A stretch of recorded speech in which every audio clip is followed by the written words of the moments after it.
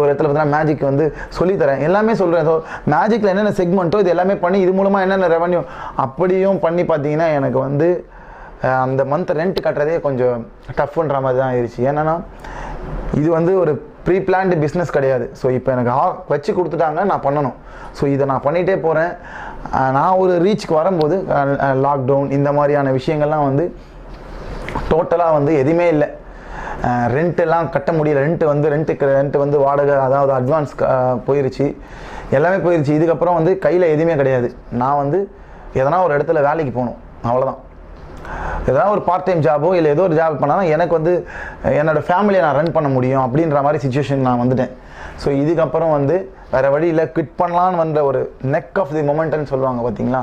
so அந்த ஒரு மொமெண்ட்டில் வந்து எனக்கு வந்து ஒரு opportunity, TV shows, YouTube channel, இந்த மாதிரியான ஆப்பர்ச்சுனிட்டி, ஒரு யூடியூப்